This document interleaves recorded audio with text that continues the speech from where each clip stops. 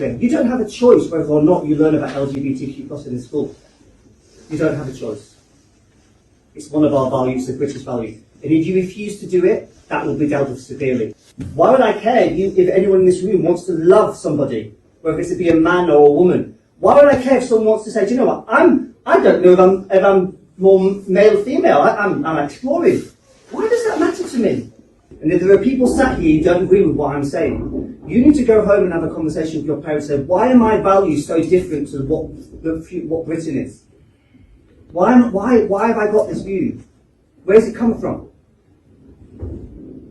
The only thing that you can be taken out of is sex education, and that is from when your parents speak to me and get permission. Nobody in this room has done that. LGBTQ is not sex education.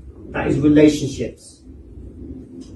For those of you who don't know me, I am a medical school professor specializing in molecular biology.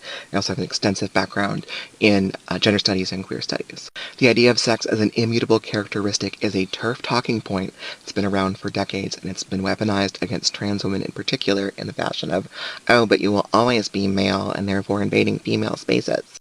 Sex as it pertains to humans is a construct. It is a set of spectrum variables with bimodal distribution that we draw an arbitrary set of boundaries around into two broad categories, but they are not immutable characteristics. Almost all of those characteristics can be changed through hormones or through surgery. This is literally an argument that gets trans women killed and is the thing that people are using to tell us that we can't change our birth certificates, right? Stop.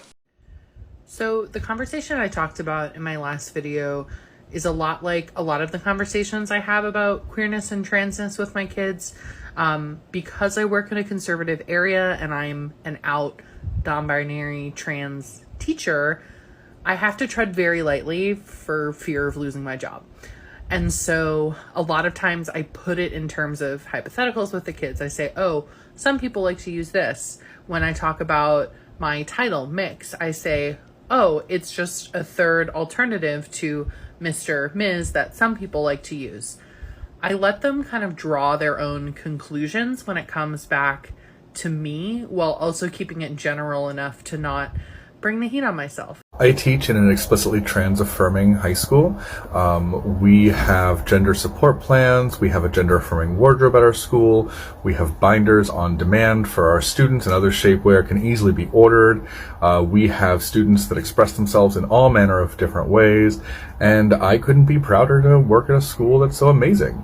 If you would like to have your school also be an explicitly trans-affirming school, let me know. Maybe we can figure something out. Good evening. Many of you know me, so I am here to discuss this atrocity of assignments. I want to first say you're a liar. It's not a rumor. I have the proof right here in my phone of the with whom would you do it with? And my daughter specifically stated that the teacher put up a wheel on the classboard and it stated anal penetration, oral sex, licking of ear, kissing, and he wanted them to write down the initials of a boy or girl that they would do these activities with. Now, I don't know what's worse, wanting to know my child's sexual fantasy or who they're going to have anal penetration and oral sex with. What is he gaining from this? What do you gain from this information? Why has my daughter that naively did the assignment? Because she's scared. She wants to get good grades. She wants to be, get her license. She has to get good grades. And so she does this assignment. Where's the assignment? Why hasn't she had it turned back to her with her grade on it? What is he doing with it? Is this for his spank bank? Is he literally using this for his sexual deviant? These are questions that need to be answered. He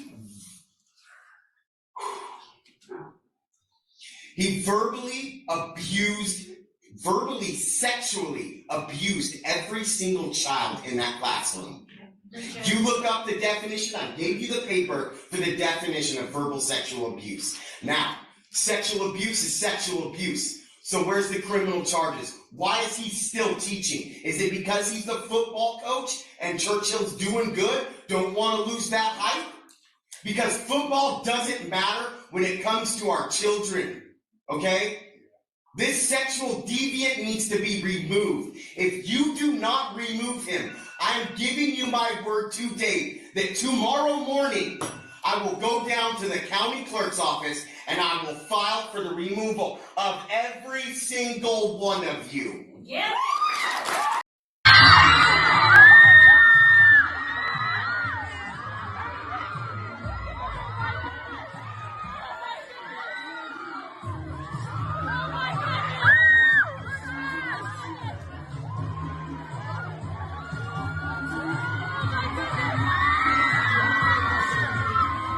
Why are you nervous? But I meant, like, I've never met anyone that's not. I can't really explain. Is this your first time seeing a drag queen? Yes. How does that make you feel? Excited, but a little bit nervous. I'm a little bit nervous.